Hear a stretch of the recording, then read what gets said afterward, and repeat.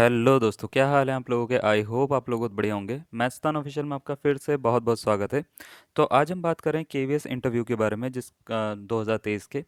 तो इसमें सबसे बड़ा डाउट तो यही है कैंडिडेट्स का कि कितने कैंडिडेट्स आएंगे इंटरव्यू के लिए, यानी कितने कैंडिडेट को वो मतलब एक पोस्ट के ऊपर कितने कैंडिडेट को रखा जाएगा। सबसे पहले तो बात यह है।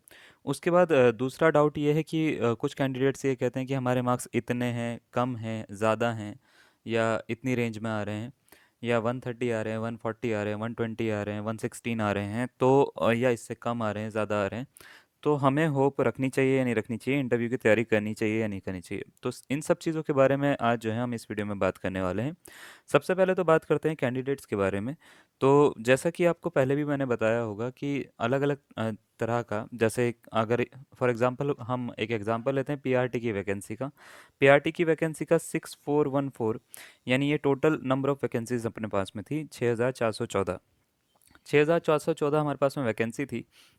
अब इसमें सबसे बड़ा डाउट ये था कि 6414 वैकेंसी है, तो हर वैकेंसी पे कितना रेशो वो लेंगे।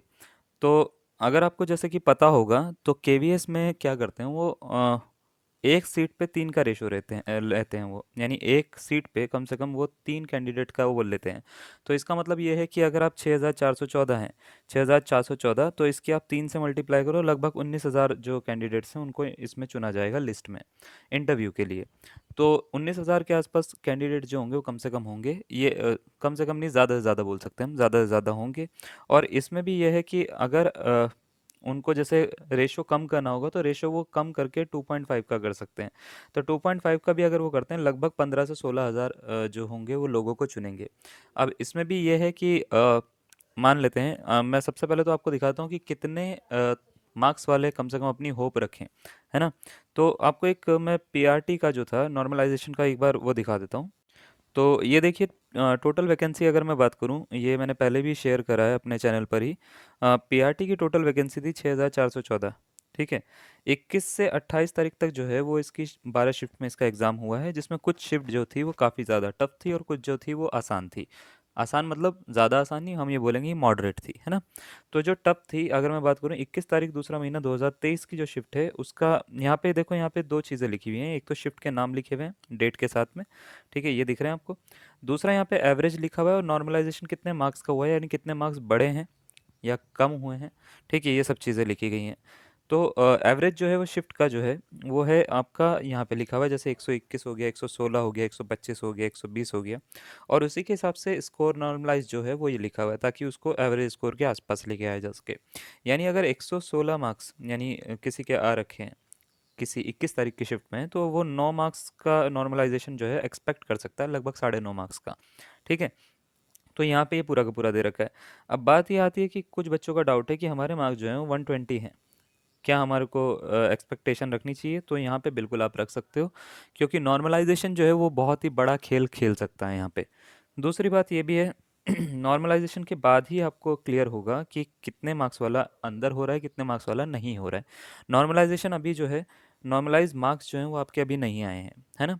तो उसका आप वेट कर सकते हो, इसी वीक में लास्ट में या नेक्स्ट वीक के फर्स्ट में, यानी मंडे या ट्यूसडे को आपके सारे के सारे जो हैं वो रिजल्ट आपका आ जाएगा। रिजल्ट या रिवाइज्ड आंसर की दोनों में से एक आएगा। तो आप उसका वेट कर सकते हो। तब तक के लिए अगर आपके मार्क्स जो हैं वो 117, 116, 115 इतने भी हैं, है ना, अगर इतने भी मार्क्स हैं, तो आप एक बहुत अच्छी होप रख सकते हो कि हाँ, आपका एक सिलेक्शन के चांसेस हैं, ठीक है, इंटरव्यू के लिए। तो आप इंटरव्यू की तैयारी जो है वो पूरी अच्छे से रखिए। रेशो जो है, हाँ, इंटरव्यू का भी इतना वो नहीं है कि मतलब आसान है। 70:30 में हम को लिया जाएगा। 70:30 का मतलब ये है कि यहाँ पे रिटर्न का 70 होगा, 70%, और इंटरव्यू का जो होगा वो 30 होगा।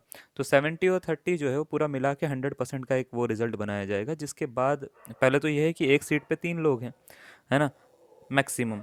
एक सीट पे अगर तीन का रेशो वो रखते हैं, तो आपको एक ही सीट के लिए दो और लोगों से फाइट भी करनी है, और इसके साथ ही साथ आपको फाइनल मेरिट में आने के लिए भी फाइट करनी है, क्योंकि ये तो सिर्फ उसी सीट के लिए हुई है। उसके बाद फाइनल मेरिट में आने के लिए भी आपको फाइट करनी है कि फाइनल मेरिट के हिसाब से आपके मार्क्स होने चाहिए। तो इतना आसान अभी प्रोसेस नहीं है जितना अभी लग रहा है। ये खाली रिटर्न है, जो रिटर्न क्वालिफाई काफ़ी सारे अभ्यर्थियों का हुआ होगा। इसमें हुआ होगा मतलब एक एक्सपेक्टेशन ना, ठीक है। इसमें अभी एक चीज़ रह गई है, इंटरव्यू। पहले हम इस वीक के लास्ट तक का वेट करते हैं, देखते हैं इंटरव्यू के लिए कहाँ तक मार्क्स जा रहे हैं, कहाँ तक कट ऑफ जा रही है, ठीक है। उसके बाद जो है उसके आगे का प्रोसेस के ऊपर हम जो है बात करेंगे। तो ये पूरे के पूरे नॉर्मलाइज मार्क्स हैं, अगर आपने नहीं देखे तो आप देख सकते हैं, और इसकी अगर पीडीएफ चाहिए तो इस ग्रुप में से जाके आप डाउनलोड कर सकते हो। टेलीग्राम ग्रुप है हमारा इसी नाम से, मैस्तान ऑफिशियल के नाम से। नीचे डिस्क्रिप्शन में लिखूंगा, आप जाके उसको प्रेस करिए, सीधा ग्रुप में खुलेगा, जाके उसको डाउनलोड कर लीजिए। कोई और डाउट होता है तो आप कमेंट में ज़रूर लिख सकते हैं, ठीक है। तो आपको मैं सीधा सीधा यही बोलूँगा कि होप बनाए रखें, है ना। और कम मार्क्स ज़्यादा मार्क्स अभी इतना मत सोचिए, अभी बस एक होप रखिए कि हाँ, और तैयारी जारी रखिए, ठीक है। तो चलिए आज के लिए इतना ही, धन्यवाद।